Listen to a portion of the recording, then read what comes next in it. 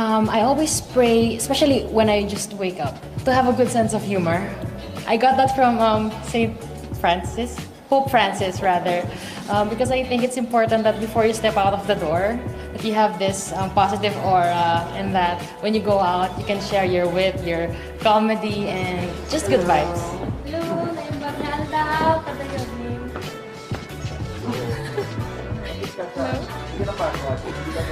Padayon. Morning workout.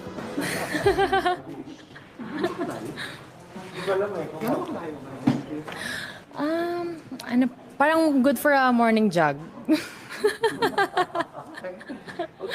so you know the drill. 30 seconds you can speak Filipino or Filipino English if you want to.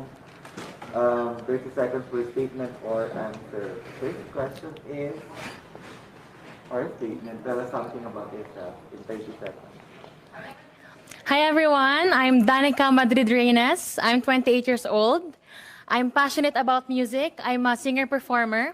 I represented the Philippines in the World Championships of Performing Arts in Hollywood, California. And it's like Olympics for talent. And I'm also passionate about travel. I'm a former overseas Filipino worker as an international flight attendant based in the Kingdom of Saudi Arabia. And that gave me the chance to travel and to support my family financially. And I met people from different walks of life. Para naman hindi kami mabore buong araw na magtatanong, kanta ka naman konti. So sample lang sa You are the universe, and there is nothing you can do. If you conceive it, you can achieve it. That's why I believe in you. Yes, I do.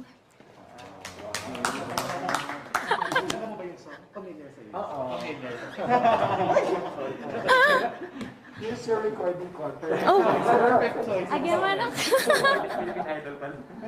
So, pero you're not from Cagayan daw, lolo mo relative. My mother is from Gonzaga, Cagayan po. Pero may alam ka na local na language, words. Yung alam ko pong Ilocano words is yung every time pinapagalitan ako ng nanay ko in Ilocano. So I need one beautiful word in your local language, and what does it mean? Agyamanak apo. Salamat, Diyos.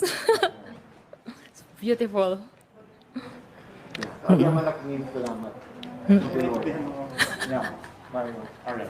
So about your childhood naman, what is that learning experience that you had as a child that made so much impact on you?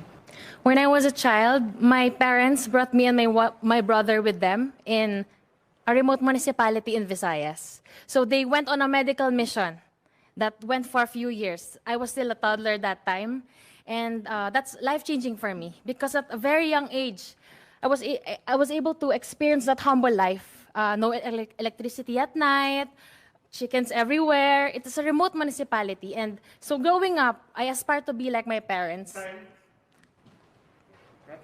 What is that most important lesson that you learned during this pandemic? I've learned how to be grateful each day. Like today is a great day to be alive. So, and I've learned not to take things for granted. Like for example, my loved ones, I already miss them. So every kiss, every touch, every small conversations that you have with them, don't take it for granted. And also, for the society, I've learned that it doesn't discriminate. So why do that to your brothers and sisters? I've learned a lot. If you win Miss Universe Philippines, how will you help your community? I uphold music and arts therapy. I believe in the power of our skills and talents because I know that we have to give importance to our mental health because it's just as important as physical health.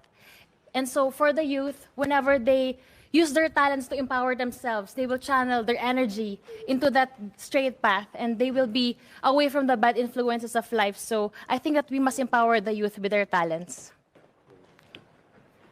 What do you think, what color do you think symbolizes the phenomenon woman? Color? The color red. Because I think red is the universal color for love. And if you're a phenomenal woman, you should be filled with love. Love not just for yourself, for God, for family, for everyone, because the universe is so vast. And I think that Miss Universe Philippines must have a spacious space of her heart to give to everyone.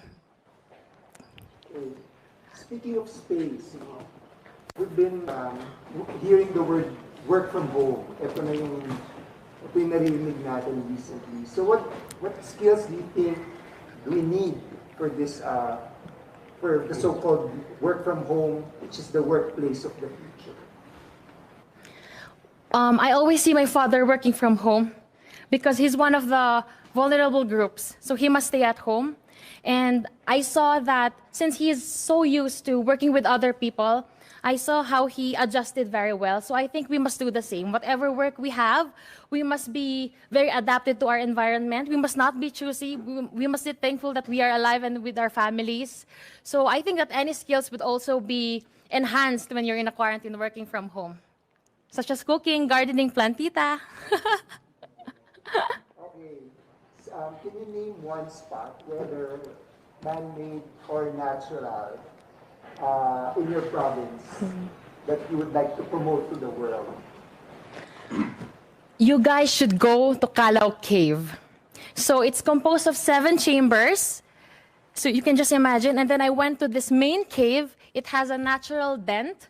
So you don't need any electricity because the sunlight will go directly there. And then there's an altar, there's a grotto, and you can even have weddings there. So it's very natural, energy-saving location. And I hope that it will be very famous soon all over the world. There's a campaign called #LoveLocal. So what local product would you want to promote and why?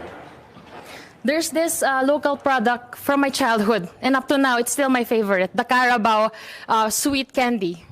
I think it should be distributed to the whole world because it's actually the asset of Cagayan province because we produce not just agricultural products, we also have the livestock products. And one of those, of course, is from the Carabao. So I know you guys have already tried that, but I think the whole world must try that too. I have Carabao Smith. Last question is, what one thing do you think should young people focus on? Young people like you.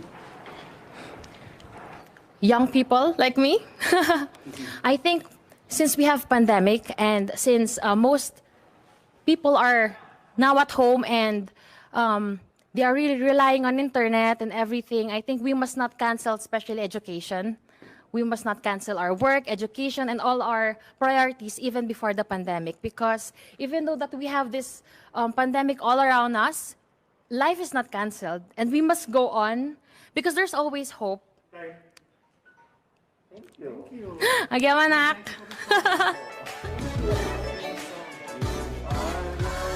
I feel so happy.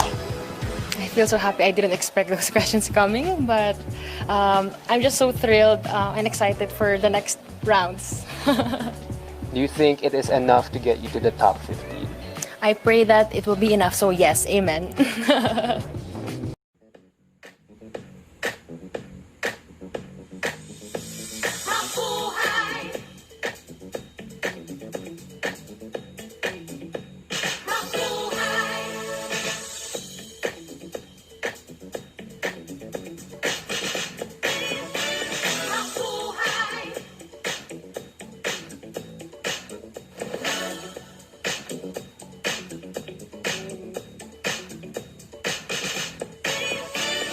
Imbag na aldaw kada kayo amin.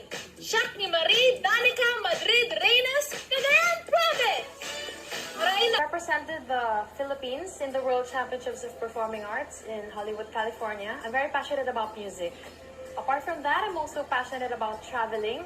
I'm a former overseas Filipino worker as an international flight attendant. I participate.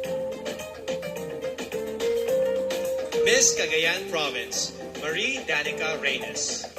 Danica grew up in a remote municipality with no electricity, which made her learn not to take anything for granted. In 2013, she represented the Philippines in the vocal category of the 2013 World Championships of Performing Arts in Hollywood, USA.